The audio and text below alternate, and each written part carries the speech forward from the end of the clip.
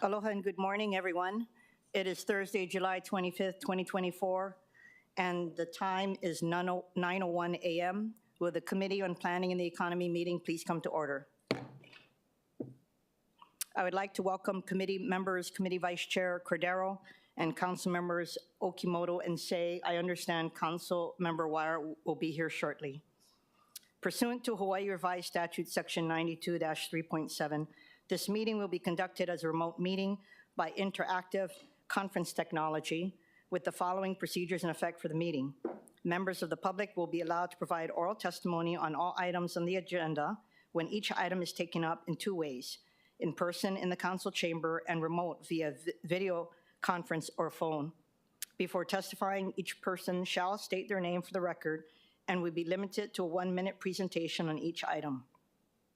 All members who have registered to testify in person in the chamber will be called upon first.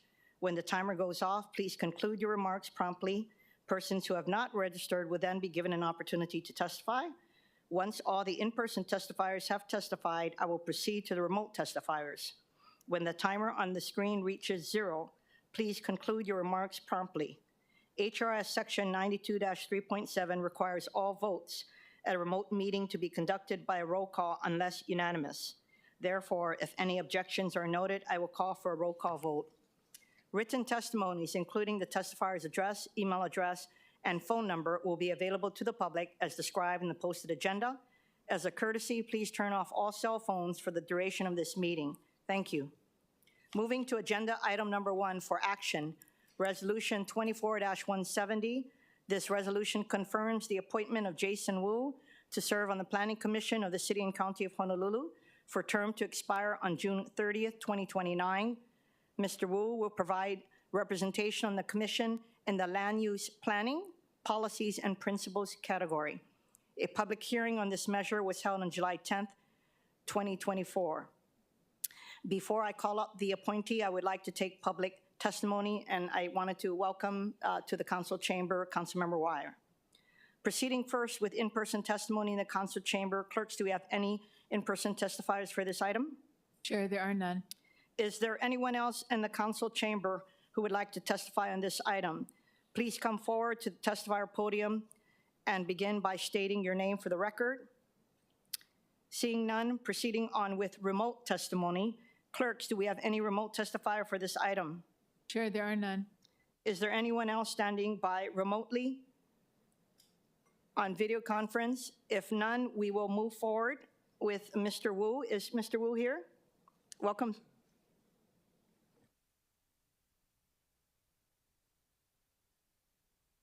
Good morning, Chair, committee members. I'm Jason Wu. Would you like to give a statement? I'm just here for if the committee has any questions. No, I think it would be nice for you to give a statement. Just talk about yourself a little bit. I know we have your resume, but it's always nice for people to introduce themselves. The Planning Commission is one of the most powerful commissions in the city, and we've endeavored over the last couple of years to make sure that there's diversity on the commission with the appropriate skill sets. And I'm very pleased that we've helped to increase the number of women on the commission, including those with skill sets of Native Hawaiian traditional and customary rights. So it would be nice for you to just give a little background about your background. Yes. So I started my career in public service as a prosecutor for the City and County of Honolulu. I moved over to civil private practice at 2 other firms, but something was missing, I think, from my work life, and I think that was public service. So at that point, I sought out some opportunities. I did end up on the board for the HHSC Oahu Region Board. I served as a director for a couple of years, and then when they needed a chair to step up, I took that role as well. And we've had many years, and I don't know if the committee is familiar with HHSC or its funding or some of the issues that it has, but it was an interesting several years there. But I think we've made changes. We didn't want to just remain the status quo. And so I think we've made changes that benefits the state as well as the Oahu region itself and the residents of our facilities. For the Planning Commission, I do real estate law. I don't only do litigation, I do transactional as well. I don't have a wealth of knowledge in the planning side, but I think what I would bring to the table is I think a desire to do the best I can. I'm a quick study. I'm knowledgeable in real estate law. There are, I believe, 4 other planners on the committee itself. There's construction as well represented on the Planning Commission as well.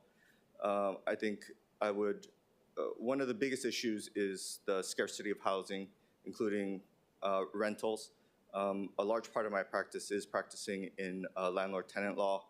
I am familiar with a lot of property management companies, as well as grandmas, moms, pops who have that one property that they rent out to supplement their income in their golden years. So I think I have insight into that community. But my overall arching goal is to serve the community and to continue public service because I am terming off of the other Oahu Region Board, and I'd like to continue serving our community in whatever capacity I can. Thank you so much. Members, do we have any questions for Mr. Wu? If not, I do have a question because it's probably one of the most important issues facing the city, and that will be a potential location for a landfill. And as you know, the mayor has already committed that moving forward, it will not be on the west side. And of course, the Board of Water Supply has made clear that it can't be over any of our aquifers, right? And so it's going to be challenging with the availability of lands. Do you have any opinions on a new landfill? I don't have any specific opinions, Chair, but I think that will depend on getting to know and getting more familiar with the Planning Commission and where they are in that process and getting the information as to what would be best for the community. I know there are stakeholders, many stakeholders, most likely with competing interests. I would like to take all of that into account and do what's best for the community overall.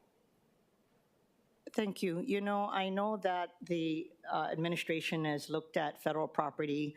I'm curious to know what that universe was because they still have a significant amount of property as well as the state. So in concert with everyone, I'm hoping that we could look at government property first and then private sector if not. So anyway, thank you for agreeing to serve. I will Look keep forward that to in having mind, you on the Chair. commission. Thank you.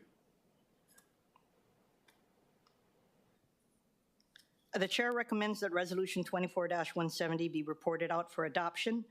Any objections, reservations? Hearing none, so ordered. Moving to agenda item number 2. This bill authorizes the issuance and sale and specifying certain terms of wastewater system revenue commercial paper of the City and County of Honolulu in an aggregate principal amount not to exceed $400 million. Outstanding at any one time for the purpose of refunding all or a part of any outstanding wastewater system revenue indebtedness of the city, or paying the cost of any equipment or other improvement authorized pursuant to any capital budget ordinance relating to the city wastewater system, authorizing the Director of Budget and Fiscal Services to determine certain terms of such commercial paper, providing for the retirement of any indebtedness to be refunded, and providing for other actions relating to the issuance, sale, and delivery of such commercial paper. Before I call on the administration, I would like to take public testimony. Proceeding first with in-person testimony in the council chamber. Clerks, do we have any in-person testifiers for this item? Chair, there are none. Is there anyone else in the council chamber who would like to testify on this item? Please come forward to the testifier podium and begin by stating your name for the record. Seeing none, we will now proceed with remote testimony. Clerks, do we have any remote testifiers for this item? Chair, there are none. For the administration, we have Andrew Kiaʻāina, Director of Budget and Fiscal Services, and Michael O'Keefe, Deputy Director of Environmental Services.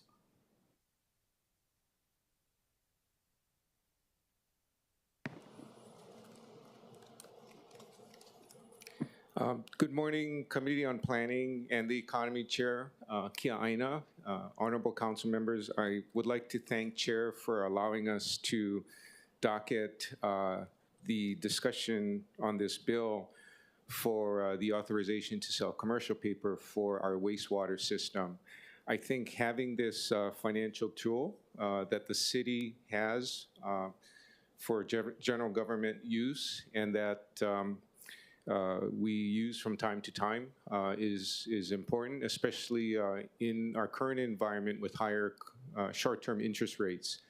The loan will allow us to do bridge financing, short-term financing, and negotiate and sell longer-term bonds at a future date, perhaps when rates are lower. So I think it's a great tool to have. If we can get the bill passed, we'll be able to solicit money center banks to partner with us to provide this financing option, which I think will be advantageous for the wastewater system. Thank you, and I'll take questions. Members, we are in discussion, or if you have any questions, as many of you know, this measure was jointly referred to both the budget as well as this committee. I anticipate at the next hearing to have technical amendments that will be made in the Budget Committee. Any questions? If not, the chair recommends that Bill 36, 2024 be reported for passage on second reading and scheduling of a public hearing, and pursuant to its consecutive referral, be referred to the Committee on Budget for further consideration. Any objections, reservations? Hearing none, so ordered. Moving to agenda item number 3 for action. Resolution 24-151. This resolution approves and authorizes the conveyance of the former Kalaheo Elementary School property, a vacant parcel located on Iliana Street in Kailua, Oahu, to the State of Hawaii Department of Hawaiian Homelands in furtherance of the intent of the Hawaiian Homes Commission Act and to honor the legacy of Prince Jonah Kuhio Kalanianaole, which includes his role in establishing Hawaii's counties.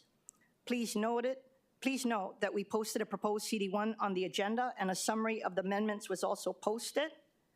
I also have filed a disclosure of interest statement with the City Clerk's Office identified as Council Communication number 200, 2024. As a beneficiary under the Hawaiian Homes Commission Act, I am filing this disclosure of interest in an abundance of caution. Before I call on the administration, I would like to take public testimony. Proceeding first with in-person testimony in the council chamber. Clerks, do we have any in-person testifiers for this item? Chair, yes, we do. When I call your name, please come forward to the testifier podium and begin by stating your name for the record. Please conclude your remarks promptly when you hear the timer. Mr. David Pound.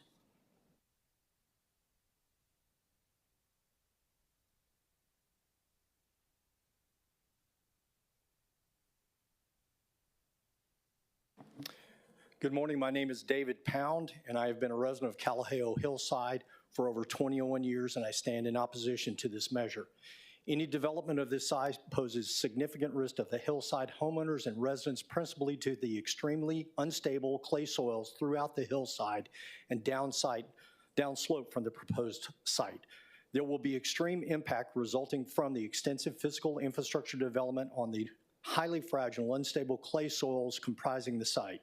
Every geological survey we have seen and studied indicates the clay is highly unstable. Rainy seasons cause the clay to swell. Dry seasons cause the clay to shrink significantly. It's not permeable. Water easily runs off, necessitating drainage culverts and ditches. However, the resolution cancels the city's responsibility for stormwater runoff easements. Any cuts into the soil create unusually unstable areas which will slump, move downslope into the Ileana block after several seasons of rain and dry cycles. We want to ensure any resolution does no harm to current homeowners and residents in the rightful pursuit of lands for Native Hawaiians. I stand by for your questions or comments, Chair. Members, any questions? Thank you so much, Mr. Pound. The next testifier is LeGrand Pound.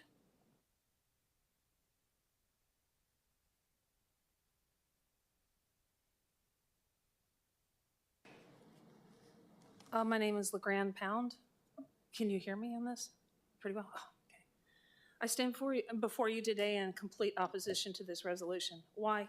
Because it states that transfer of land will happen to DHHL before any impact studies are done. The question that needs to be asked is, are we going to do any harm to the residents that are currently there? This soil is Coco Connie clay soil. It is highly destructive. It's when it expands and contracts that it does its most damage. There are two studies, 1952, 2020, 70 years apart, and they still say the same thing. Highly unstable, it does not absorb any water, and it will move downslope to Kiaʻāina when it is disturbed. The biggest problem is when it dries, it can actually crack foundations. Kaneohe Ranch hid the 1952 study, and when the residents got a hold of it, they were given huge discounts on their land because the study showed what they were finding out, that it was unstable. There's been property damage to our... Ms. Pound, how about you just wrap up? Thank you so much. I mean, if you can wrap up. Oh, your no, that's comment. okay. I'm like nervous as can be. I'd rather sit down, honestly. Are you sure? Okay, thank you so much. Mr. Kelsey Nakanelua.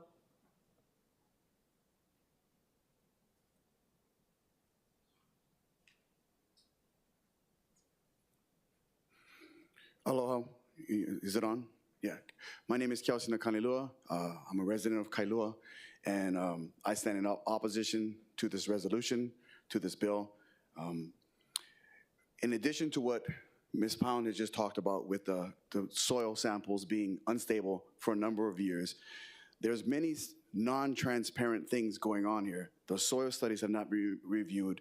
The resolution calls for conveying the land before, like Ms. Pound mentioned, before any studies are being done. So the soil studies have not been done, if you guys wanted to do another one. No urban planning has been done. I'm not sure you're gonna build another street there to allow for parking, right? And number three, there's $20 million that seem to be, let's give DHL $20 million to build. You could take the $20 million and build 20 homes. You could buy 20 homes in Kailua right now for $20 million. So there seems to be a lot of not transparent things going on. You got a backdoor deal with $20 million. You don't have any of the soil studies or urban planning being done before the land is transferred. Let's have those studies done, and then you can transfer the land to DHHL. Obviously, my last name is Nakanelua. I'm Native Hawaiian as well, so I can buy in to the lands. And so, of course I would want to live there, but who would want to live on land that's unstable? I think that no one would. I think it does a disservice to Prince Jonah Kohio. Ua mau o Kiaʻāina I kapono, the righteousness of the land, the life of the land is perpetuated in righteousness. Let's do our best to do the right thing for the community, for the Native Hawaiians, and for the residents that live there.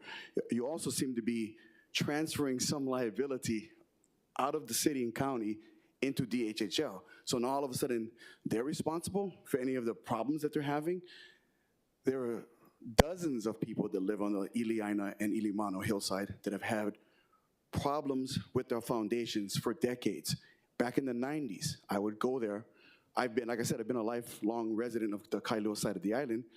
Everyone knows the Iliaina hillside has bad mud. It's very apparent. Anyone that's been there for a while would know that. You build there, you gotta do more than a retaining wall. You gotta go really deep, and I'm not sure there is an answer, right? That's why I want the studies done. I want the civil engineer studies to get some rock samples, and I also want urban planning done.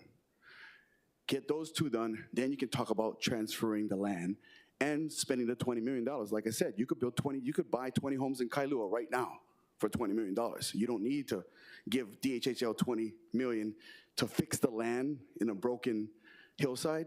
So that would be what I would say we need to look at that. It needs to be full transparency. I've gathered all of these through bits and pieces, through looking on Civil Beat from June 24, to looking at the 1952 study, to the 2020 study. So all of these things sort of add up to, let's be a little bit more open, and the resolution says, let's just transfer it. Let's convey it right now. No, I'm saying, let's hold off. Let's get this study done. If they come out good, then we can talk about transferring it. But as of right now, you can't. I just think that it's not pono. It's not a good thing to do. You're going to number one, the residents that are living there are going to have to fix any problems because all of a sudden DHHL is now in charge. If I was DHHL, I'd tell them, no, you're on your own. The city used to do it, now the city doesn't. Also the urban planning, you're gonna have 20 people, 20 new houses. Not more than one person is gonna live in that house. So, you know, that's gonna be 50, 60 people there with cars. How are you gonna get, where are you gonna park? You gotta build parking, all of that. Like I said, with $20 million, you could buy 20 homes. Thank you, Mr. Kaneloa. I never heard the buzzer, so that's why I didn't stop. Thank you. Thank you.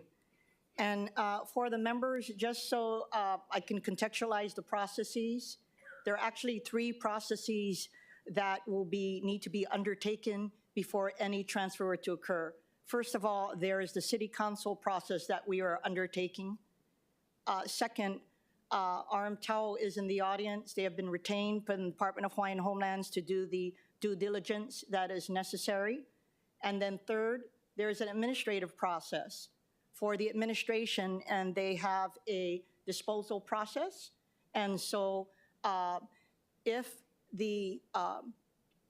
before any conveyance occurs, we are only authorizing conveyance because we cannot convey. It would be the city administration. So I just wanted to make that clear. Thank you so much. Moving on to the next Chair. testifier. Could I ask the testifier Yes, a question, if sure. that's okay? Thank you, Chair. Mr. Nakanelua, there's a question by Councilmember Okimoto. Quick question. Thank you for sharing. I appreciate you expressing your opinion based on living in the area. I just had a question. So I'm not familiar with the area. From what I understand, it is a vacant. There's nothing there right now, correct? Correct. There used to It's be on a the back school. hillside next to Kalaheo. So I Next to guess- Kalaheo, up on a ridge. I guess my question would be, so if not this, then what would be your desire? If everything had gone through, what would you like to see on this piece of property that's not being used for anything right now? If it was up to me, a dog park. Even if everything went through and it was considered appropriate and to Oh, okay, so further- that's, yeah, so what would if it came back good, what would? Right. Well, if civil engineers and urban planning people say that it's okay, then it's okay. Fine, let's go. I would like to buy in. I qualify as well. So I would love to have a Hawaiian Homelands on Kalaheo hillside. I'm just very familiar with that area. I'm very familiar with that hill. I've had friends live on that street that built a pool and a structure in the back. And I'm like, why is the mud like this? And this was in 1994. And it's just gotten worse since there. I now talk to people now, and the mud has just gotten worse. I go to people's houses. I walk the area, and I can see, you can look at the foundations. There's all cracks in the ground. And it's not just one. It's everyone. Everybody's house, go to the back. If they have a cement slab, it's been cracked. And that's because the foundation is moving. And again, if a civil engineer says, well, we can do this to it, right? But again, we have 70 years, from 1952 to 2020, where it has not gotten better. So to me, it's gonna take a lot of convincing to say that the soil is good. But yes, to answer your question, Ms. Okimoto, is I would say, sure, if it's good and you guys all say, and the urban planning is done, because there's gonna be people in the houses, more than one person in a house. You need a street to get for parking and access in and out of the area. Thank you, 'Cause yeah. the traffic gets bad. We've had conversation. I agree that the infrastructure on it has to be, Yes. but I just wanted to know, because it's vacant right now, so we would hate to Yes. just have it sitting there. But thank you, Yes, Chair. thank you. Thank you. Questions? Councilmember Wire. Thank you, Chair. And mahalo for your testimony. I just wanted to make sure I was understanding, because the resolution is specifically on the conveyance, right? Correct. So you're saying that if all the studies are done, you wouldn't be opposed to housing being there if it's comes out and it's okay? Yes, if you make the studies public and people can look at them and review them, but again, I'm not a civil engineer. If RM Tao, it is interesting that they work for DHHL, the company that is actually building the land. I would think you need an independent civil engineer to do the soil samples, but that's another question. But to answer your question, yes, if everything comes out good, I'm not gonna, be in here trying to fight RM Tao. They have engineers, that's their job. So, okay, if you guys say the soil's good, the soil's good. Okay. No, I appreciate that clarification, because this resolution is just deciding is the parcel going to sit with the city or with the state, right? And we're talking about transferring it over to the state. Correct. And then DHHL would be the one that would do all this stuff that you're talking about, look at it, see if it's appropriate. Correct, but before, I would say that before it's transferred, those things need to be done. So, because if you don't, for lack of a better way of saying it, and this is not the correct way of saying it, but so if the land is bad, before you know it, let's get rid of it, right? And now if it's bad, they find out. It eliminates anyone from helping the residents. And if it goes bad, you're not gonna help the residents who are currently fighting the problems, and you're not gonna help the Hawaiian people. So you'll have two sets of people that are angry with the situation. All you gotta do is just do the studies correctly and professionally before you convey the land. So that's why I would say, my thing would tell you to vote against this and let's just wait a little while. Let's send some professional people out there, do the soil studies, do some urban planning. I'd like to see that too, because even if the soil was good, where's everyone gonna park? Appreciate that. Thank you. Thank you. Chair. Next testifier is Mehana Hind.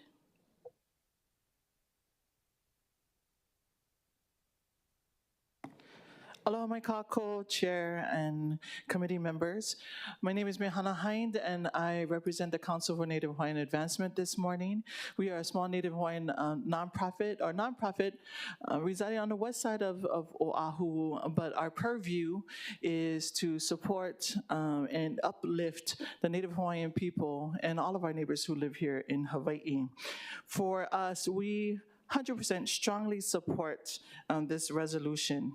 Our work, both in over the past years with the Department of Hawaiian Homelands, and also our understanding of the process that's before us today in the conveyance process, we have total trust and understand that the professionalism involved in both the processes of conveyance that the city is engaged in and also the due diligence that the Department of Hawaiian Homelands is going to conduct will bring about a more than satisfactory result for Native Hawaiians who will have the potential of staying home and living in Hawaii in a space that for years have disenfranchised them. Sorry, was that it? Okay, yeah, sorry. Members, any thanks. questions?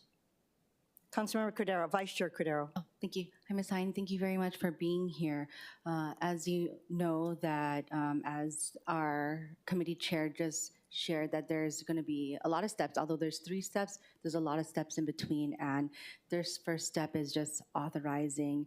And my question is, with CNHA and their different dealings, where do you believe such studies for the infrastructure is possibly necessary to support the steps towards, I guess, not authorization, but the next step after the council? Because as a council, we don't do that infrastructure type of thing. So if you could share that thought. What the Department of Hawaiian Homelands is proposing and how they're proposing to move forward with their due diligence is right in alignment with what we understand to be necessary. Yeah, and I'm sorry, I don't know all the technical terms for those particular steps, but I know that in discussion and in preparation for this, that there's a lot of thought being put into this. This is not something that has just popped up on the minds of both the state and the county, right? There's a lot of work, groundwork laid for this. And I want to applaud actually the county for taking a very proactive step in this area, which they, haven't done. This is unprecedented, in this particular area. And so with that, I think there's a lot of outside pressure, naturally, to do this thing right. And I believe that the work that has already been done thus far has brought us to this level at the appropriate step in the process to bringing about homes for Native Hawaiian people, and especially in an area that is most fitting in Kailua. Okay, thank you. And in addition to the work moving towards it, of course, there's a lot of discussions, whether it be through the the infrastructure side, but also the community side, but also the amount of homes that could be there, that could be possibly there, just to help bring units under DHHL's inventory. So with all those considerations in mind, I don't know if you've had experience where, do you know how long that normally takes? Like how long this process could, all of that could take in addition to everything being considered with the land? Say that last part of your question again. Sorry. In addition to the consideration of any possible land studies. So like before that, like after it's authorized, after the city council authorizes it and it goes through its process,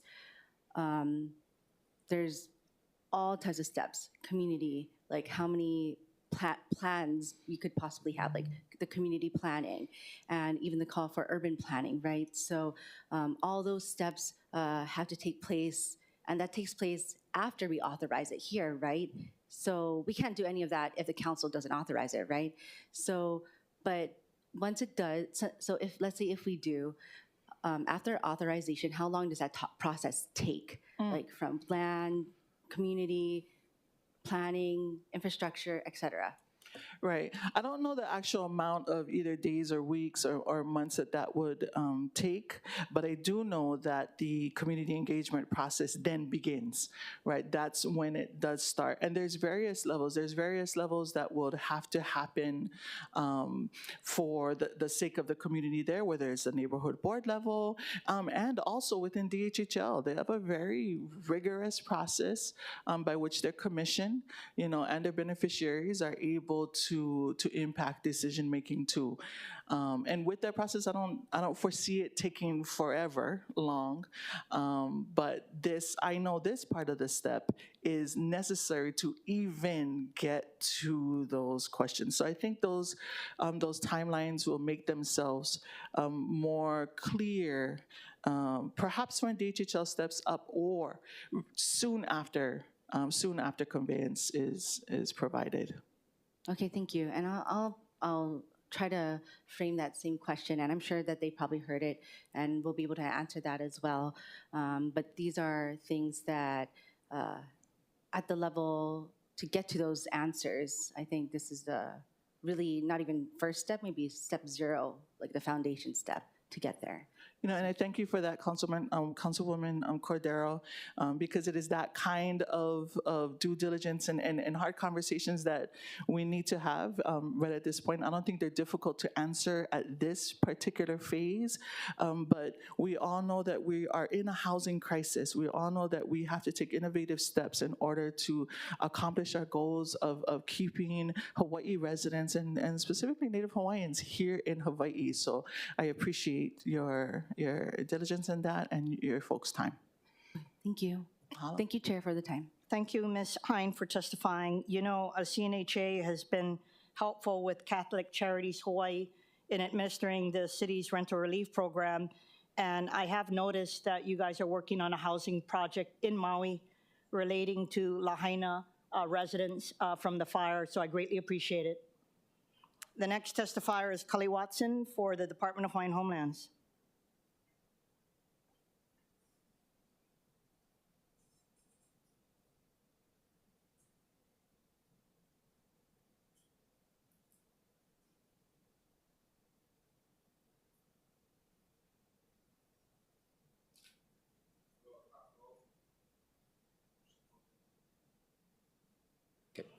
Can you hear me now?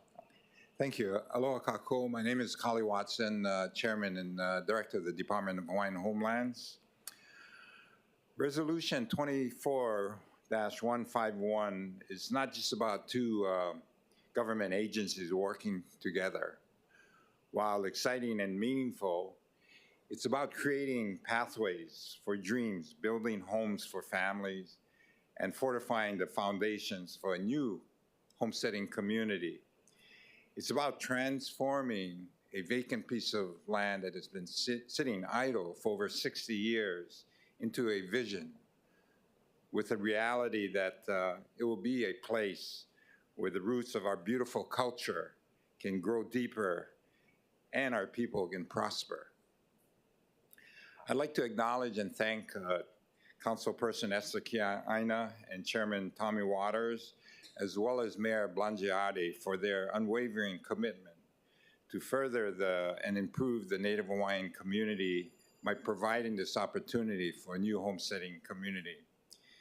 They are no strangers to the challenge, having been at the forefront of significant projects throughout the islands, leaving a trail of tangible development, progress, and growth at not only the county, the state, as well as the federal level. I ask that this council also join the effort and please support the passage of this resolution. Prince Kuhio was a... Mr. Watson? Yes. Director Watson, regrettably, during the testifying session, your time is over, but I Sure. greatly appreciate your testifying, and he will be available for questions and answers during that time frame, and perhaps during that time frame you can further elaborate on some of the things you wanted to talk about, okay? Yeah, I'd also add that I do have staff here. Some of the questions and issues that were raised by prior testifiers, we can address that now. Okay, thank you so much. Thank you. Is there anyone else in the council chamber who would like to testify on this item? Please come forward to the testifier podium and begin by stating your name for the record. Seeing none, proceeding on with remote testimony. Clerks, do we have any remote testifiers for this item? Chair, yes, we do. The first testifier is Kenneth Conklin.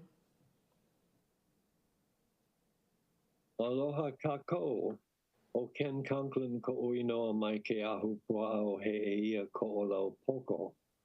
Chair Kiaʻāina, I know you to be friendly, but giving our land to DHHL is racist. I ask everyone to read my written testimony, also posted on my website as new item number 450.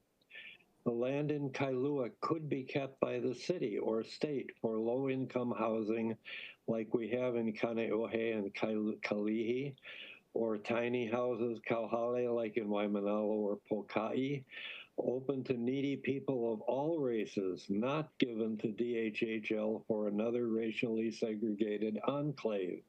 The currently vacant Kailua land costs our city zero because no services are needed. But if DHHL puts houses there, then we must pay for water, sewage, police, fire, and so on, while Hawaiian Homelands by law pays zero property tax for 7 years and thereafter only $100 per year. We keep ownership of the roads. We will also pay construction and maintenance. And there's no guarantee that DHHL will actually put houses there. They might use the land for businesses or even a gambling casino exempt from property tax for our favorite racial group. Mahalo I ko o ko ho'olohe ana mai ia'u. Thank you for your racist comments, Mr. Conklin. The next testifier is Kyle Smith.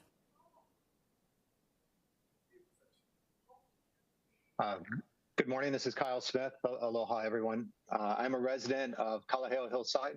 I oppose this for a variety of reasons stated in my written testimony. I am not against using this land for Hawaiian homelands, but the fact of saying that we should have total trust in the history of DHHL to thoughtfully manage this property, I think is belied by lawsuits like Kalima and others. In this case, Kalaheo Hillside residents have specific questions about sewage, wastewater treatment, traffic, drainage, fire, that we have tried to raise in this process and have not been answered. I believe that those questions should be addressed on the front end before transfer, and then hopefully the hillside can be behind this project, which I think would be better for everyone. I appreciate the time, and I'm happy to answer any questions anyone might have. Mr. Smith, thank you for your comments. Not only for those who testified earlier, I think we can all agree with your statements about the appropriate due diligence necessary should the council move forward with the authorization. Thank you for taking the time. If there's no questions, we're going to move on to the next testifier, Jason Garrett.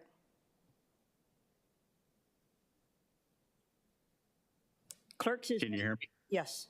Yes, Mr. Okay. Garrett, please proceed. Ladies and gentlemen, I'm Jason Garrett, and I am opposed to this resolution. Our home is the last house on Ilamana Street, and the homes in this proposed development would be built directly beside ours. We deal with issues related to the shifting ground on this hillside constantly, and I can tell you the building on this hill will be a disservice to the already established residents as well as to the Native Hawaiians you have in mind for this development. In the last year alone, I've spent more than $10,000 to reconnect the sewer lines to our house after the hillside shifted and cut them in half 10 feet underground. And of course, now I have foundation issues. We're also trying to find a company to repair our rock walls that are splitting in two. And so far, the bids are over $5,000 just to start repairs in a 2-foot corner section. I know full well that it will only get worse for us when excavators, earth movers, and heavy dump trucks are tearing up the hillside. And any new community built in the slide zone, the area that you want to develop, will fare much worse in the coming years, especially if construction standards are relaxed as written in this proposal. Let me be clear, no conveyance should be considered by the City Council until a thorough engineering and urban impact survey has been conducted and thoroughly reviewed to fully understand the risks.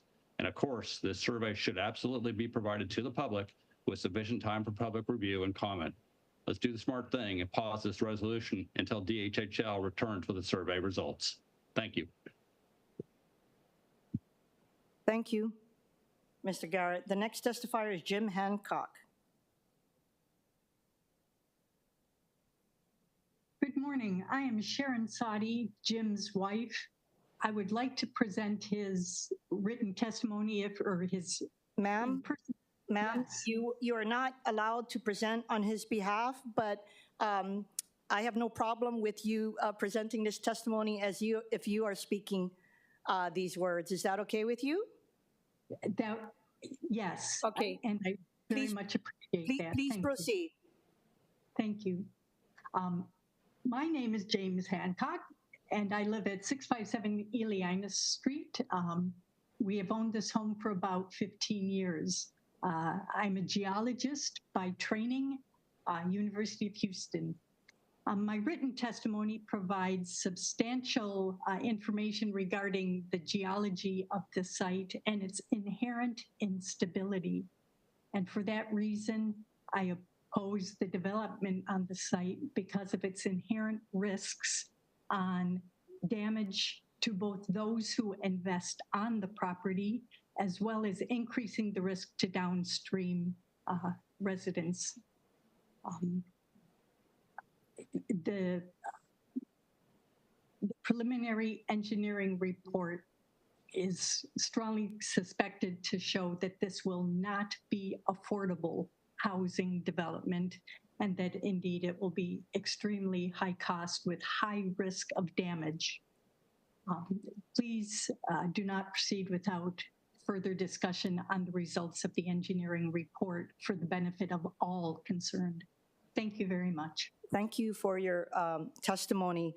And actually, she makes a good point for those who be conducting the due diligence. I don't think it's enough to say that you potentially could build homes if that's what is determined. I think the cost factor is so important because for Hawaiian homelands, if in fact it's going to be a costly endeavor, which for each house would be out of the price range for Hawaiian homeland beneficiaries, I think that needs to be factored in. So thank you for your testimony.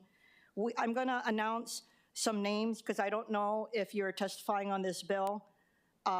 Karen Luke, Kristen Garrett, Wynn, Kohashi Kawasi, and the number is 1303236. If anyone is here, first I see Angela Young. Angela Young, please proceed. Aloha, Chair Angela Melody Young, testifying on behalf of CARES. Just wishing to comment. And so there should be a sense of urgency of acquisition of properties to expend the $600 million appropriation for DHHL. There is a timeline to expend the funds to acquire property for their portfolio. So while there were state laws this season to extend the timeline, it is still something that they should try to get to expeditiously. So while there are environmental laws to observe, and while some may say that it's burdensome, it does protect environmental resources of the land. And so the Hawaiians are the rightful owners of the land as beneficiaries are worried about these things. It's because Hawaiians care about the plants, water, and ocean and effects of disturbances. So I think there should just be a balance to that with environmental effects and urbanization. Because, for example, the science of it is urbanization and fragmentation of forest land leads to degradation and loss of forest interior habitat, as well as creating forest edge habitat. These disturbances shift species compositions from urban avoiders to urban dwellers. Angela? So it affects the land. Angela, thank you for your testimony. Are you for or against this resolution? I'm just wishing to comment. I'm neutral. Okay, so the 600 million has nothing to do with this parcel because the city's intent is to convey it. Thank you for your testimony. Is Karen Luke wanting to speak? For anyone who wants to speak that is online, please raise your hand button. Is anybody? Okay, and then clerks, is there anyone else standing by remotely? Chair, there are none. Members, by way of background, the Kalaheo property is a vacant surplus parcel acquired from the Kaneohe Ranch Company in 1961 for the construction of a school that the state ultimately decided not to build because there were ample elementary schools in the area. The Kalaheo property is a 10.038 acre vacant parcel located on Ileana Street in Kailua that is owned by the city in fee and Zone R 7.5 Residential District and P1 Restricted Preservation District. The property has a 2024 assessed value of $10,455,000 and is identified as tax map key 4-4-033018. The property has been vacant since the city took ownership, and it has been slated for disposal for decades. In 2015, council members introduced Resolution 15169 to market the property, and Resolution 15-170 to sell the property by sealed bidding, but the council did not take action on either measure. We now have a unique and historic opportunity to fulfill our responsibility to dispose of this surplus city property and to help the state and federal governments fulfill their trust responsibility to the Native Hawaiian community, to the Department of Hawaiian Homelands, and the Hawaiian Homes Commission Act. Many of you know that the state's trust responsibility to create housing opportunities for Native Hawaiians is a constitutional mandate established through incorporation of the Federal Hawaiian Homes Commission Act into the state constitution at the time of statehood as a condition of statehood. The day-to-day work to fulfill this trust responsibility is mainly done by the Department of Hawaiian Homelands, which currently manages over 200,000 acres, but the local, state, and federal governments all have important kuleana in this space. For the city's part, we have repeatedly demonstrated our commitment to supporting a thriving Native Hawaiian community and to providing housing for city residents while addressing the city's affordable housing crisis. It is in this spirit that Resolution 24-151 would approve and authorize the conveyance of the surplus Kalaheo property to the Department of Hawaiian Homelands to develop single-family homesteads consistent with the character and scale of the current homes in the surrounding residential community. This conveyance of city real property would serve an important public purpose by putting the long vacant surplus Kalaheo property to productive use, furthering the intent of the Hawaiian Homes Commission Act and the legacy of its author, Prince Jonah Kuhio Kalanianaole, providing housing for the city's residents while addressing the city's affordable housing crisis, and reducing the city's liability and maintenance costs for the Kalaheo property. I have posted to the agenda a proposed CD1 to Resolution 24-151 that makes the following amendments.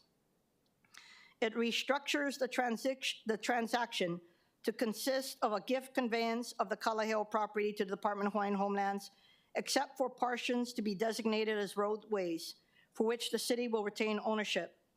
We anticipate that in addition to constructing and maintaining the roadways, the city will make infrastructure improvements that run under the roadways, such as for the city's wastewater system. referencing Departmental Communications 557-2024 from the Director of Budget and Fiscal Services, which provides a description of the Kalaheo property, a determination that the Kalaheo property is surplus property, and a recommendation with the concurrence of the Corporation Council that the Kalaheo property, except for the portions of the property to be designated as roadways, be transferred by gift to the Department of Hawaiian Homelands for the purpose of providing Native Hawaiians with homesteads. And finally, attaching a new exhibit, a map, that provides a clearer depiction of the Kalaheo property. I also understand there were some concerns from the community about the cancellation of drainage easements A, E, F, and V. These easements are in favor of the city for storm drainage purposes, and they are meant to collect and divert stormwater from the Kalaheo property away from the lower elevated abutting privately owned properties. Some neighbors were worried that it may lead to flooding of their property and the surrounding area if the city did not retain the easements. My understanding is that for the previous 2015 proposed sale of the Kalaheo property by sealed bid, the intent was to have the new owner work with the private homeowners to obtain new easements if needed for drainage improvements on abutting privately owned properties. For the conveyance of the Kalaheo property to the Department of Hawaiian Homelands under this resolution, I understand that acquiring new easements and building new stormwater collection and diversion systems may be cost prohibitive. The city may be willing to retain its drainage easements and maintain the stormwater collection and diversion systems, but this would be contingent upon and subject to a cost analysis, which would occur at a much later stage after a preliminary engineering report has been prepared to gather data regarding utility and infrastructure availability, topography, soils, physical constraints, and access restrictions, and other pertinent information. I'll be asking the BFS Director for the administration's position on the drainage easements. So first off, I'd like to call both Director Kawano from Budget and Fiscal Services, as well as Executive Director Denise Asiri Matsubara from the Office of Housing.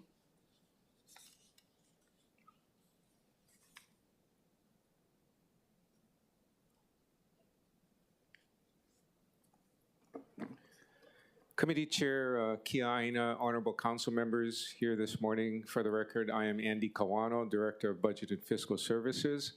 The administration supports the council process of the review of Resolution 24-151 and as proposed under CD1. I also concur with Committee Chair Kiaʻāina's recap of my letter and position with regard to the transfer by gift, as well as her summary with regard to how the city would handle the easements. Thank you, Director.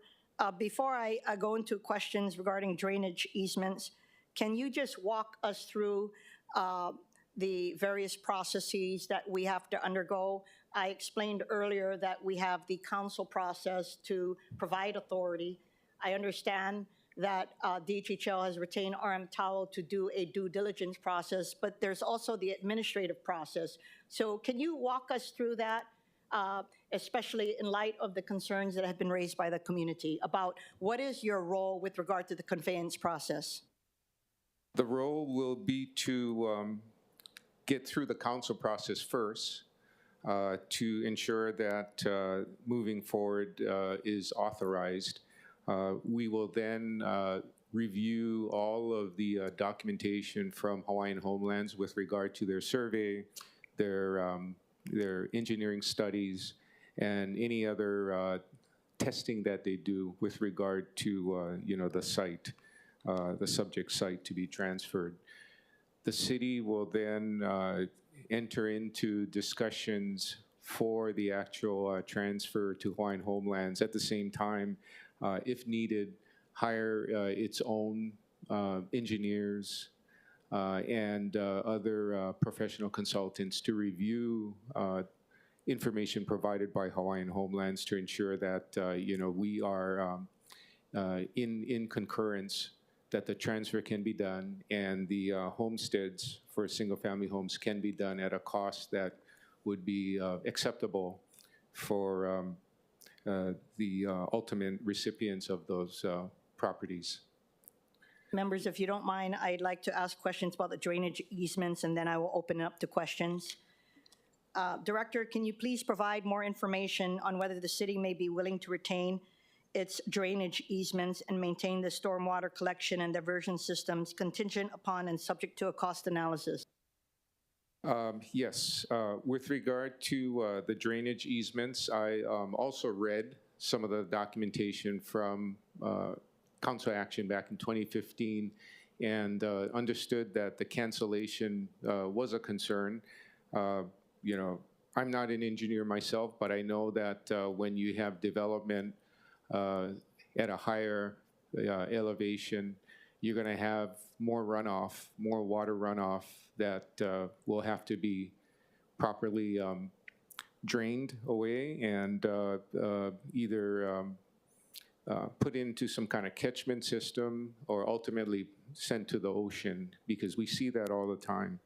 I believe that, you know, the mayor's priority at the very top is to provide for more affordable housing for all of our residents here on this island. And as a result, we will look at retaining the easement subject to understanding what the costs are. I think that's important, not just for the easement, but for the entire development as a whole. Thank you. Given that the drainage easements are not located on the Kalaheo property and details and other information about the scope and capacity of the required stormwater system will not be available until after the preliminary engineering report is completed, does the administration agree with the deletion of references to the drainage easements in the resolution with the intent that the matter be addressed and taken up separately at a later date? Yes, we agree. Based on Director Kawano's comments, I am proposing verbal amendments to the posted CD1 to delete the last two whereas clauses, which both relate to the drainage easements. In the second, be it further resolve clause, delete reference to the cancellation of easements. And third, delete the third, be it further resolve clause, which relates to the cancellations of the drainage easements. Members, do you have any questions for the BFS director before I call on the Director of Housing? Vice Chair Cordero. Thank you, Committee Chair. I was just wondering when it does get taken up at a later date, will it be taken up by BFS to bring to the council, or will it be DHHL to city administration for the easements to be taken up at a later date?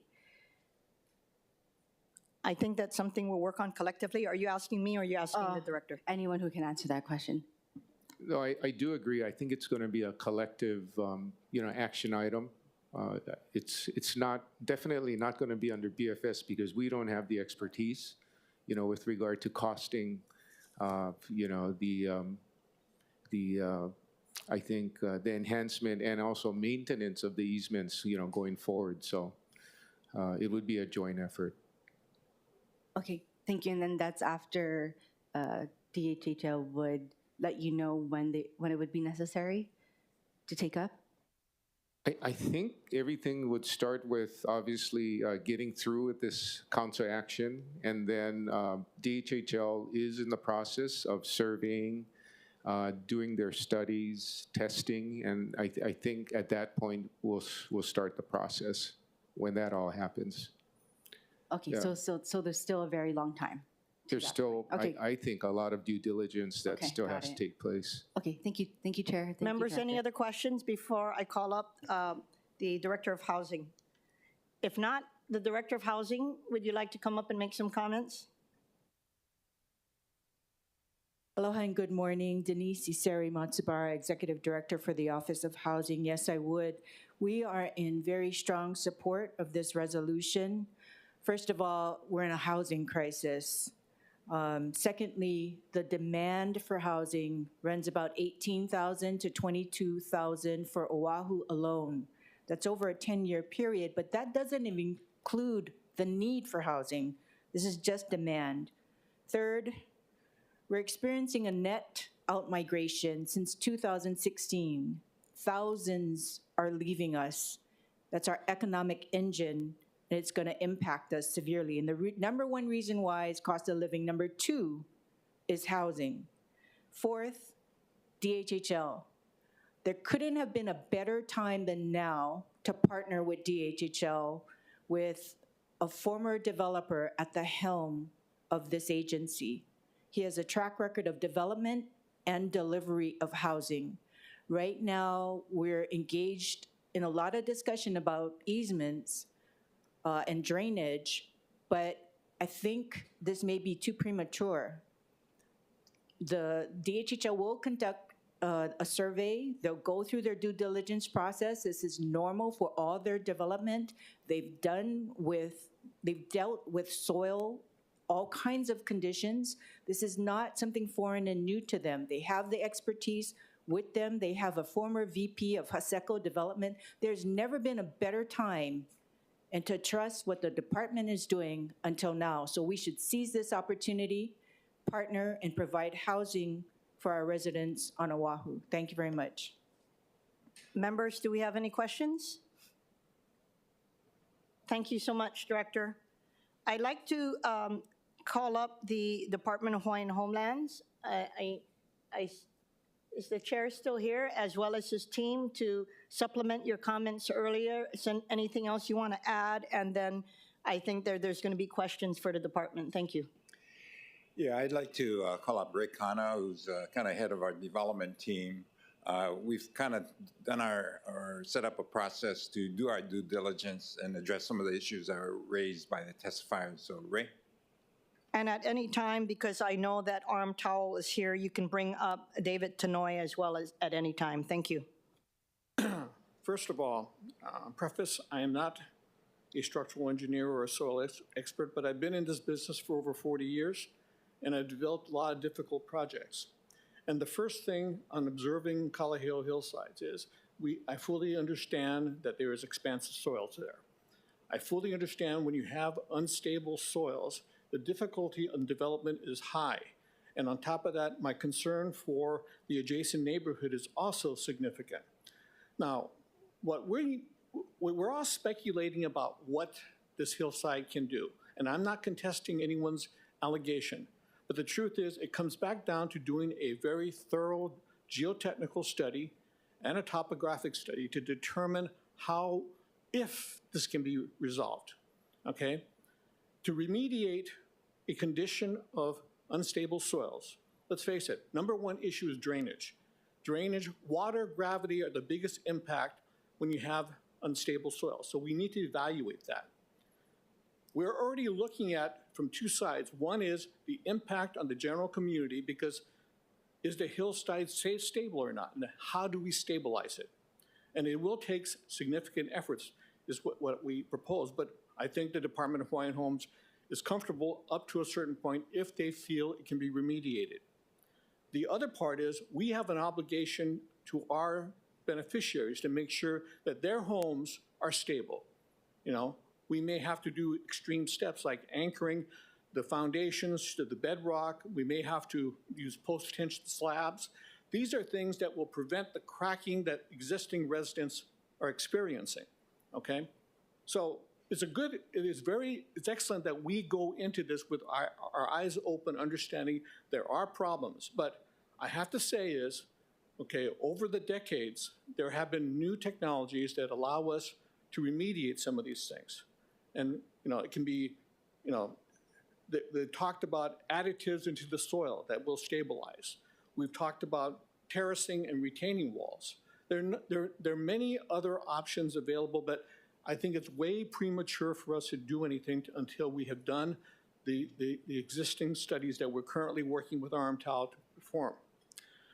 Now, I think the question that was raised, one of the testifiers, questioning the independence. Well, I'd like to point out, these people are working for us, and we bear the responsibility of whatever happens on that site.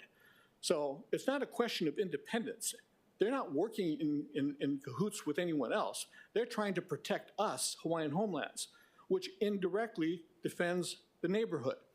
So, I'd like to say is that this will be a very public effort because, again, Hawaiian Homelands is a state agency, okay? All things are transparent, and we will obviously be transparent with the city and county because if there is a problem, we share in the resolution of that problem. So understand, this is a joint effort to find a solution, okay? It is not an effort to start to say everyone is wrong or something is bad. All I'm trying to say is my viewpoint on this and the department's viewpoint is we're trying to find out is there a effective resolution to the problems that have been pointed out to us? And, it's engineering, guys. I mean, it's not like we're talking about politics. We're talking about engineering. Can this thing be done? And we have a very credible partner in our engineering and geotechnical firms to be able to come to that solution. The department is not trying to create our own problem. We want to make sure that this is a viable project. So understand, we're going to be looking at this very, very carefully, no different than, if we were living there ourselves. Any questions? Thank you. Members, any question? And if not, I'm going to actually, if you don't mind, since we have Arm Towel here, I'd like for them to come up and talk about the due diligence process. Chair, that they would. I'm sorry, so they get supplemental time. Can we get a little bit of supplemental time too? I'm just saying, just asking. No.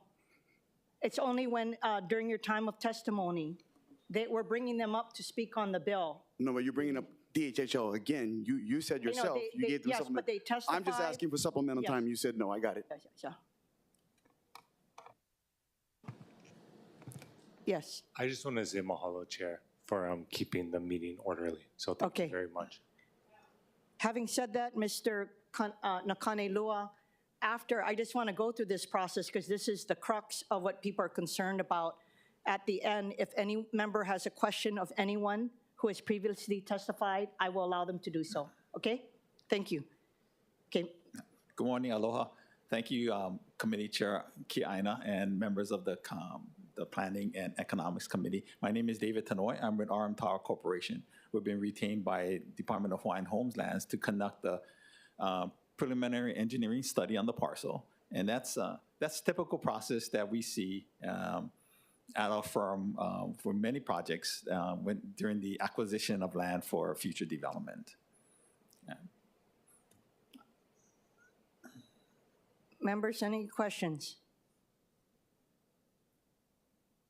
I can explain a little bit about the process. Yes, could you? Yeah. So we were brought on board, and we sent out a survey crew, and usually part of the preliminary engineering, which is a collection of technical data and putting it all together and providing the people in typical situation is the buyer. Yeah. So the parties that are acquiring the property, giving them an idea of whether the parcel is suitable for their proposed development, whatever it is. So in this case, because we know the history of the soils condition there, the due diligence process and part of what we're doing in the preliminary engineering report is a geotechnical study.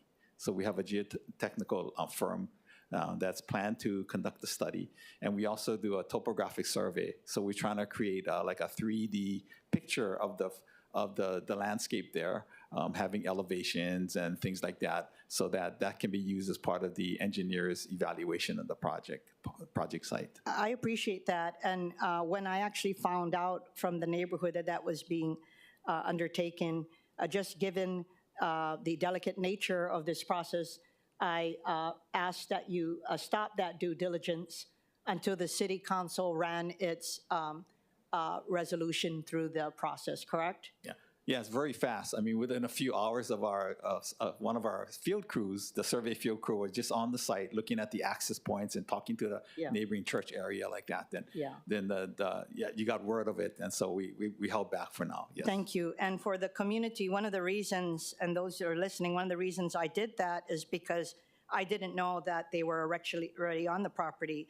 And as part of my transparency efforts, I felt that process should wait until after we had this public hearing process, that everybody knew what was going on, and that the second phase, if this moves forward, would be for a due diligence process to be undertaken on behalf of DHHL. And dependent on what their report finds out, it's either going to be they're going to recommend that it's a no-go, or if it is a go, under what parameters.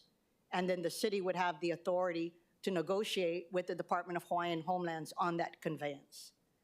So anyway, I just wanted to have you here so that if any member has questions about due diligence efforts, they can ask him. Councilmember Say, do you have any questions for Mr. Tanoe? Thank you so much. Thank you. Do you have any questions for any of the previous testifiers?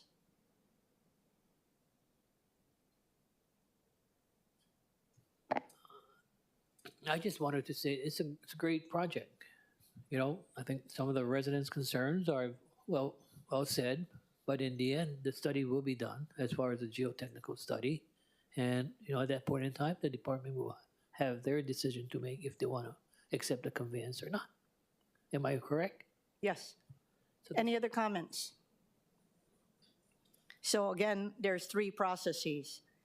This resolution, we don't have the authority to convey. We have the authority to authorize to convey. The city administration is the only person who can convey. So it's a three-step process. If there is no other discussion, as I previously indicated, I plan to have the committee approve a CD1 version of the resolution, including the verbal amendments we discussed, then postpone the measure until next month's committee meeting so we can continue the conversation. The chair recommends that Resolution 24-151 be amended to the posted proposed CD1 as further amended per our discussion. To first, delete the last two whereas clauses which both relate to the drainage easements. Second, in the second be it resolved clause, delete reference to the cancellation of easements. And third, delete the third be it further resolved clause which relates to the cancellation of the drainage easements. Any objections, reservations? Hearing none, the resolution is amended to a CD1. The chair then recommends that Resolution 24-151 CD1 be postponed until the next Planning and Economy Committee meeting on August 22nd, 2024, to give everyone more time to consider this important measure. Any objections, reservations? Just a point, Madam Chair. Is it possible that the testifiers who are part of the opposition get a copy and understand what you have just proposed? You mean the amendment with the, yes. Yes. In fact, based on the verbal amendments, as soon as the clerk's office processes it, we will make sure that they get it. Thank you very much for your openness and transparency. Thank you. Hearing no objections or reservations, hearing none, it's so ordered. I will have the CD1 version of the resolution that was approved by the committee today uploaded into Honolulu Docs so it is available to everyone. Thank you so much. Is it possible, before we go to agenda item number 4, informational briefing, I'd like to just take a 3-minute break or 5-minute break.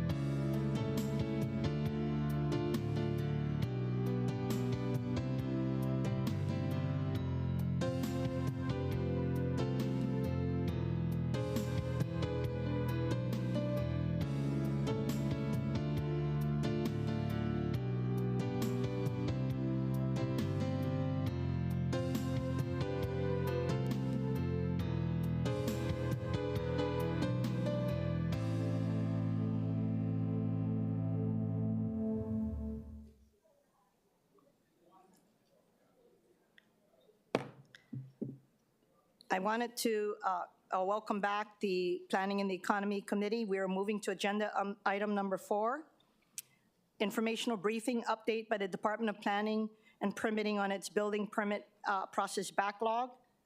Before I call on the administration, I would like to take public testimony. Proceeding first with in-person testimony in the council chamber. Clerks, do we have any in-person testifiers for this item? Chair, there are none.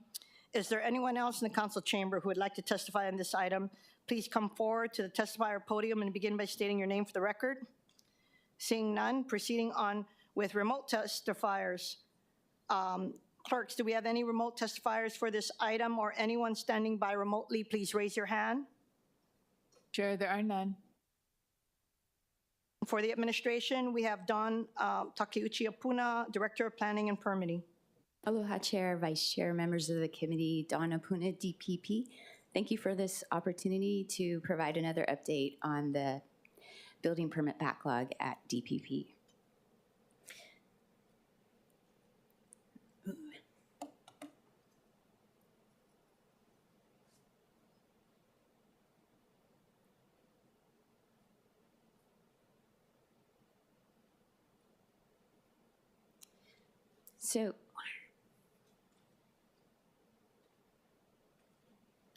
So back in April 2023, we provided a similar graph that showed the backlog increasing over time around 2016.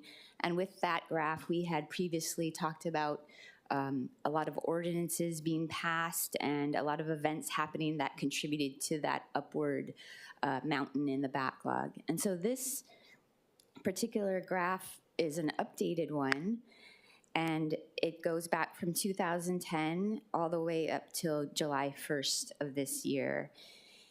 And what it basically shows is the number of permit applications that we receive at a point in time versus those that we issued. So for instance, back in 2022, there's approximately, looks like maybe 5,400 in the backlog. And so while it looks like it did increase tremendously in 2022 and 2023, we are beginning to come down from that backlog. I do believe that there were a significant larger amount of permit applications that came in 2023, which I will show you in the next couple of slides.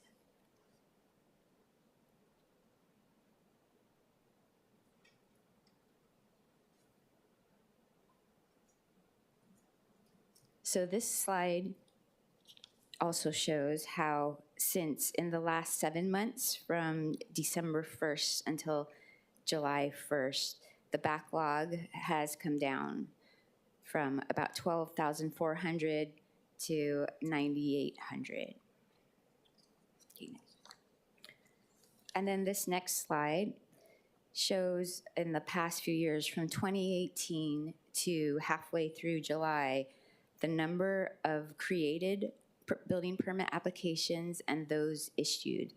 And you can see from 2018 to about 2021, the average of applications was somewhere around 16,600 to up to 18,000. But then in 2022 and then 2023, we did have a spike in the number of applications. And then currently in the first half of this year, we're on track to maybe get back down to 16,000, maybe up to 17,000 total applications. But what is important here is the difference between those created and those issued, the gap between the pink line and the green line. And as you can see in 2024, that gap is narrowing, and that's part of what we're trying to achieve, is that those two lines be even, or that the green is more than the pink. So compared to the previous years, I think we're doing better as far as that gap. That gap has narrowed. Now this slide, which has a lot of numbers on it, is to help to explain the difference between permits that are under review at DPP versus those that are pending DPP's review. And how DPP, what we have under our control versus what is not under our control. And this is very important to explain the overall permitting process and how long everything takes. Try click it again. Click again. So at the very top, I'm sorry, at the very bottom, the total, this is another snapshot that if we have 11,056 permits in our system, this is yesterday, that of that, 6,434 are currently sitting with the applicant. So 58% of those applications are with the applicant versus all the others that are listed below, the remainder, so whatever, 5,000 or maybe less than 4,000 or so permits are either with DPP or other agencies, but this gives you a really strong indicator that the applicant themselves play a major part in a permitting time. You can click again. Click twice. Click twice. Again. Again. So stormwater quality is under DPP, and this is a program that was set up back in 2018. It's based on federal requirements, and this is where we do currently have another backlog.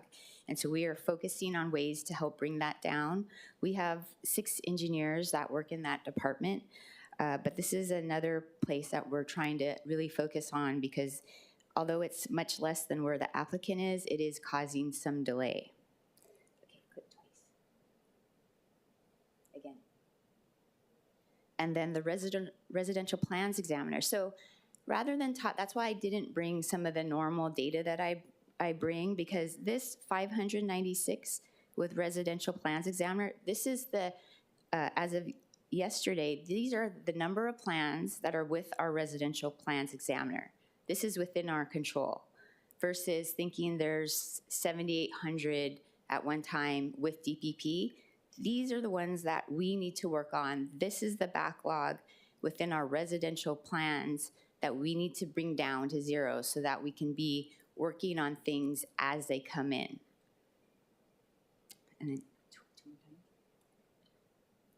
And then electrical, building, and mechanical, these are our traditional commercial reviewers. And so it gives you an idea that in our electrical engineers, there's 169 in their backlog, 142 in building, and 124 in mechanical. So these backlogs, this gives you a better indication of where backlogs are. And again, the applicant plays a significant and important role in how fast and where the permit application sits. So again, 58% are with the applicant. So moving on to some of the improvements that we're working on and providing some status. Acuity, which was our consultant, they recently completed their 12-month contract at the end of June. And their objective was to improve our people, processes, and technology. And as a result of that contract, they came up with 25 process improvement projects. They involved 89 DPP staff, 150 plus process documents, and 350 plus major improvements identified. So this is a really important project, but I feel at this point we're only halfway there because now with all the tools that they've provided us, we need to implement. So we are working on drafting up our implementation plan to execute on all of these deliverables that they provided. So in the coming months, I hope to provide that plan to the council so you can understand how we're gonna really complete this entire process. Next up is our Clarity Spiridian. This is the permitting software to replace Posse. We are in our 5th month of the 18-month project, and tentatively we look to go live in August of 2025, so in about a year's time. We are 38% completed in the overall project, and some of the features that have been developed already are the community portal, which is the public-facing element of the software, online instant permits, internal permit creation, the linkage with DCCA, which we spoke about at yesterday's committee hearing, violations, and payment integration. They're also working on the ongoing development of data migration and the GIS or mapping component. And then for our e-plans, we are going to have our upgrade from 9.1 to 9.2, the versions of Project Ox, next week. So from August 1st to August 5th, the e-plan system will be down so that we can migrate and completely transition over to 9.2. It's going to be moved to a cloud-hosted environment with improved access for the future upgrades and integration with other DPP systems. There will be training for external stakeholders, and the key features of 9.2 will be easy to follow step-by-step instructions and to invite project team members to projects to view status and comments. And this is a big one for you council members who continue to have questions about where their permit is, but the owner and all those involved can be invited to the project so they can directly figure out where their project is and what needs to happen. Centralized reviewer comments corrections. A lot of people complain that they don't get to look at comments until the end of a review cycle. We're going to allow these comments to be updated and available to the project team members before the cycle ends. Although they can't make comments or changes, they have more time to kind of look at things and see if they can make some changes until the review cycle is over. So I know that's been a complaint about many of the design professionals out there, so this will help them to get a jump start on some changes or rethinking their designs. There'll be project status tab, including task status, time tracking, outstanding reviews, etc. So the time tracking is important. It kind of goes back to my earlier slide with all of the breakdown, and it will tell you how long it's been sitting with DPP or with the applicant, and it'll give you a very clear picture of this permit taking a year. Okay, so it might have been 5 months with the applicant or a month here or there. So I think that will be really helpful. And then lastly, it'll have a self-service forgot password feature, which seems kind of silly, but right now applicants are required to email us, and then we manually have to make this change, but this is going to be a huge help on both sides, not having to do this manually, and that they can just automatically do it themselves. And then after that, we will upgrade from 9.3 to 9.4 in October. And then finally is CivCheck. This is our AI code review. It's a guided AI plan review platform. We just completed the 5-month pilot project with CivCheck. This was of no cost to the city. And the project basically was based on the 2020 permitting audit of DPP. And they identified the challenges and set goals for this pilot project, including improving plan quality, assessing plan quality and complexity prior to full plan review, and educating and empowering city reviewers. The pilot focused specifically on residential, single-family, two-family, duplex projects, and then also stormwater quality. That's the one that's kind of a backlog right now. So we had asked CivCheck, can you look at this and see how you can use AI in that area? So the basic 3 phases of the pilot was the configuration of the different codes for the AI, and then phase 2 was internal beta testing, and phase 3 was external beta testing with design professionals. And the results of the CivCheck's pilot shows, and basically this graph, the pink bars were the average time without CivCheck for the residential reviewers, 1 through 8, from left to right, and then stormwater quality reviewers. So, you know, residential 5 examiner took over 100 minutes to review, but after using CivCheck, came down to less than 20 minutes. So results at a glance on the right side, the range in overall reduction of total review time is 32 to 90%, or an average of 64% reduction. Typical review time for residential reviewers without CivCheck was 60 to 90 minutes, and then a 70% average reduction in residential review time. For stormwater, typical review time without CivCheck, 90 to 120 minutes, and then an average of 46% reduction in review time. So we think that CivCheck is going to be a great addition to our overall review, besides that it helps to educate the plan reviewer and the applicant of what the requirements are.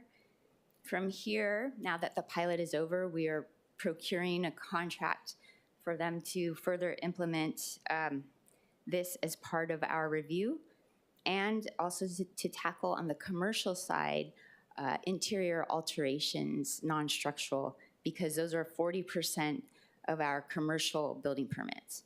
So we are hoping to late this year, if not early next year, to have CivCheck come in and do the implementation, and then start having applications run through CivCheck.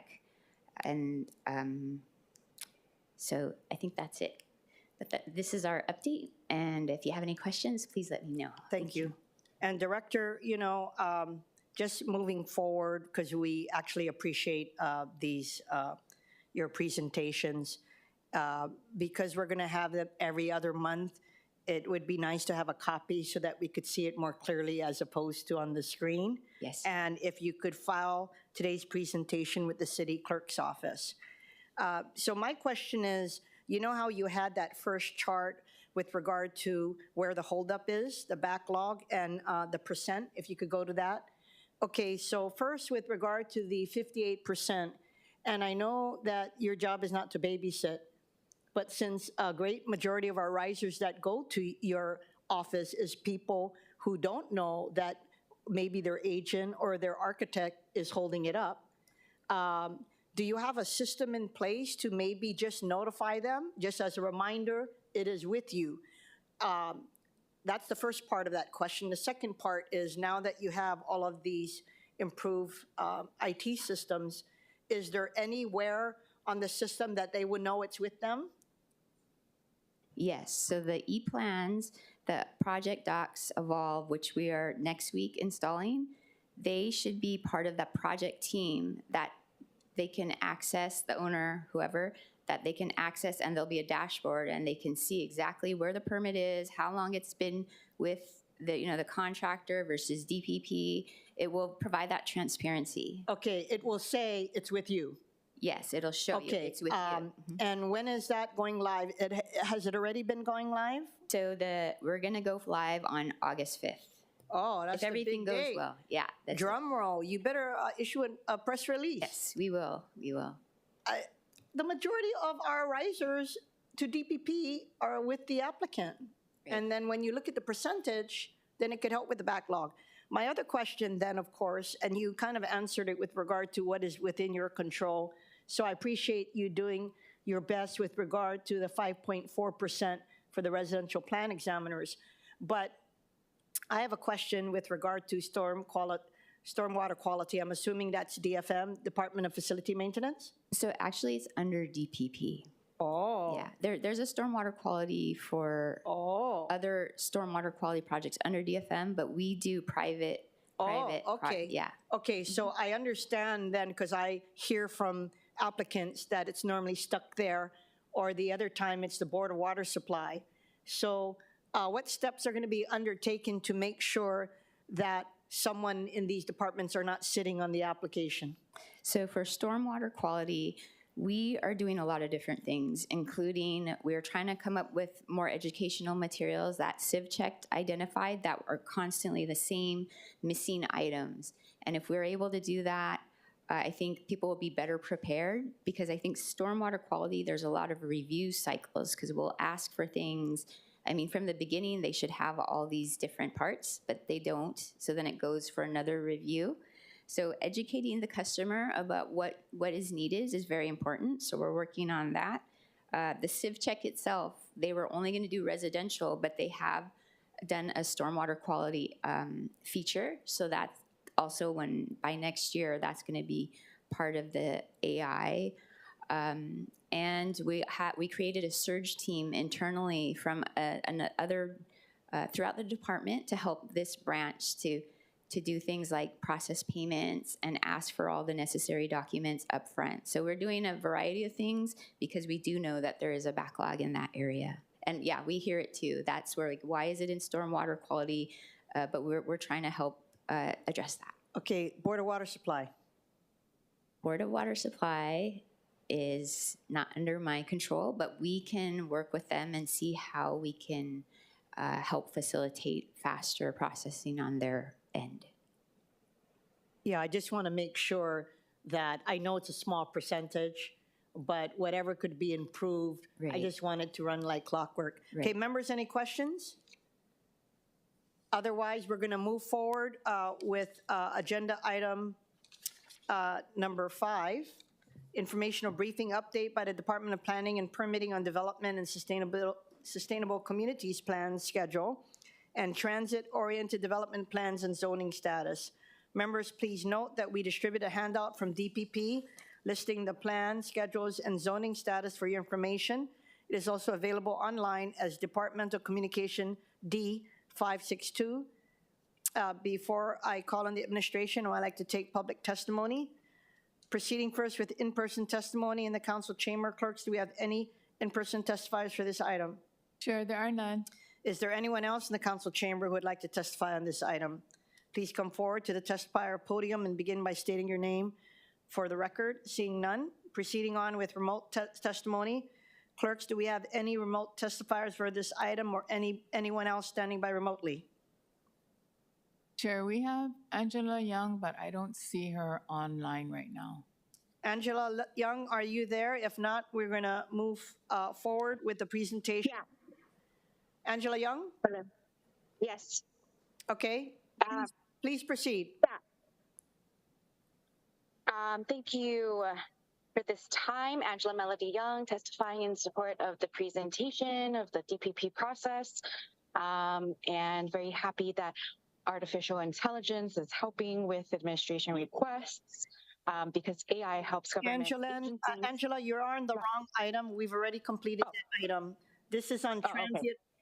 This is regarding sustainable communities plans, schedule, and transport. So thank you so much, okay? Okay. Thank you. Bye.